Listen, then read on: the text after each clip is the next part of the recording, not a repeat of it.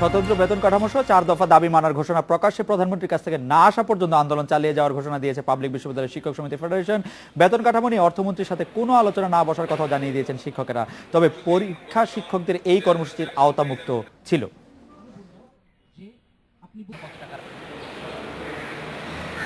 নিজস্ব বেতন কাঠামো, অষ্টম পে স্কেলের বৈষম্য দূর করে তা আবারও নির্ধারণ, শিক্ষকদের প্রাপ্য মর্যাদা প্রতিষ্ঠা সহ 4টি দাবিতে পাবলিক বিশ্ববিদ্যালয়ের শিক্ষকরা প্রায় 4 মাস ধরে এই আন্দোলন চালিয়ে আসছেন।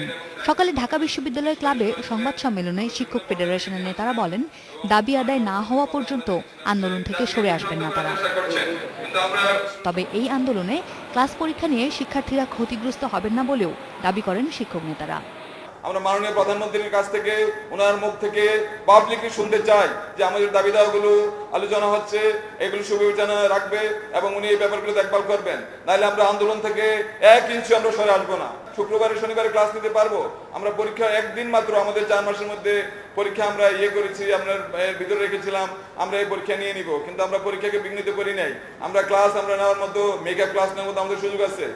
ফেডারেশনের পক্ষ থেকে বলা হয়, বেতন বৈষম্য নিয়ে অর্থমন্ত্রীকে প্রধান করে একটি কমিটি করা হয়েছে, কিন্তু সেই কমিটির সাথে কোনো আলোচনা করতে চান না তারা।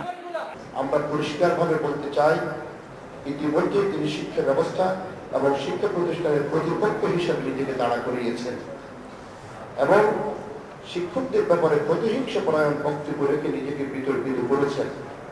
সেই ব্যক্তির নেতৃত্বাধীন কোনো কমিটি শিক্ষকদের কাছে গ্রহণযোগ্য নয়। দাবি আদায়ে দেশের 37টি পাবলিক বিশ্ববিদ্যালয়ে রোববার পূর্ণ দিবস কর্মবিরতি পালন করেন শিক্ষকরা।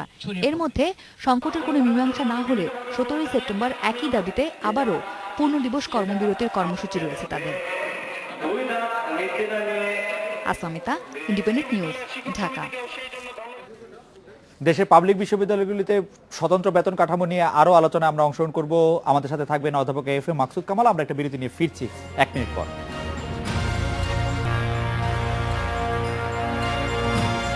বাংলাদেশ বিশ্ববিদ্যালয় শিক্ষক সমিতি ফেডারেশনের মহাসচিব অধ্যাপক মাকসুদ কামাল আছেন আমাদের সঙ্গে। অধ্যাপক মাকসুদ কামাল, আপনারা আর কতদিন এই আন্দোলন, এই কর্মবিরতি আপনারা রাখবেন?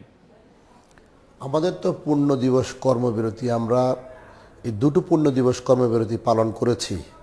আগামী 17 তারিখ নাগাদ আমরা 3 দিন কর্মবিরতি পালন করব না।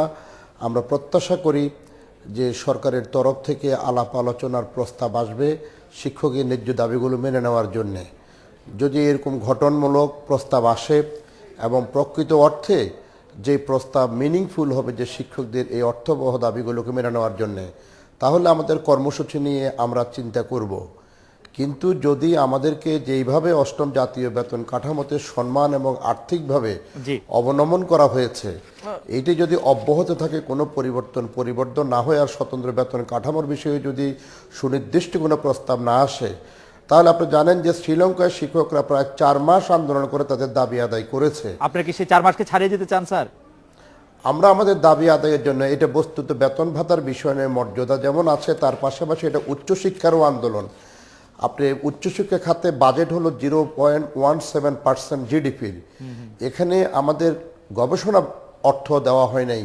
তো সুতরাং উচ্চশিক্ষাকে একটি প্রাতিষ্ঠানিক রূপ দেওয়ার জন্য গবেষণা অর্থ কতদিন ধরে দেওয়া হচ্ছে না? উচ্চশিক্ষার ক্ষেত্রে কতদিন দেওয়া হচ্ছে না? এটা দীর্ঘদিন থেকে দেওয়া হচ্ছে না। কিন্তু স্যার, আপনারা আন্দোলনটি করলেন যখন আপনাদের বেতন এবং মর্যাদা ওই কাঠামো নিয়ে যখন কথা আসলো তখন। না, আমরা এই কথাগুলো বলেন নাই স্যার। আমরা দীর্ঘদিন থেকে এই কথাগুলো বলে আসছি। যেদিন থেকে আমরা আন্দোলন শুরু করেছি প্রত্যেকটি স্মারকলিপিতে আমাদের এই কথাটি ছিল। এটি আমরা কিন্তু আলাদাভাবে নিয়ে আসি নাই। তবে মূল দাবিটি আপনাদের বেতন ভাতা, এটি সাথে ছিল। মূল দাবি হলো আমাদের একটি স্বতন্ত্র বেতন কাঠামো, তার পাশাপাশি শিক্ষা এবং গবেষণার মান উন্নয়ন করার জন্য আনুষঙ্গিক যে ধরনের সুযোগ সুবিধা শিক্ষা প্রতিষ্ঠানগুলোকে দেওয়া দরকার সেগুলো নিশ্চিত করা। অধ্যাপক মাকসুদ কামাল, আপনাদের যদি একটি দীর্ঘ আন্দোলনের মধ্যে যেতে হয়, তাতে করে ছাত্রছাত্রীদের যে ক্ষতি হবে, সেই ক্ষতিটি পুষিয়ে নেওয়ার ব্যাপারে আপনি ওই দিন আমাদের অনুষ্ঠানেই বলছিলেন যে আপনারা সেগুলি পুষিয়ে নেবেন। সেগুলি পুষিয়ে নিতে পারবেন আপনারা? সে ব্যাপারে আপনারা কনফিডেন্ট আছেন?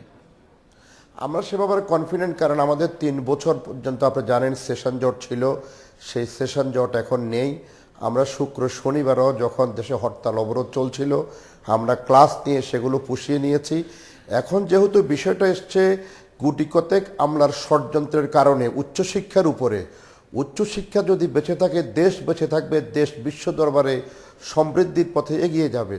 সেই জন্যে আমরা মনে করি এইটি শুধু উচ্চশিক্ষার আন্দোলন নয়, এইটি এই দেশকে ভবিষ্যতে আমরা কেমন দেখতে চাই আমরা এই আমরা আন্দোলন বুঝতে পারছি তার স্যার, আপনি কারণ- উচ্চশিক্ষার কথা যেহেতু বলছিলেন, এই যে বেসরকারি বিশ্ববিদ্যালয়ের শিক্ষার্থীরা 7.5% ভ্যাট আরোপের প্রতিবাদে রাস্তায় অবরোধ করছেন, সেটিকে স্যার আপনি কি চোখে দেখেন? আপনি কি তাদের দাবিকে যৌক্তিক মনে করেন? আমি শিক্ষার্থীদের কাছ থেকে ভ্যাট নেওয়াকে যৌক্তিক মনে করি না।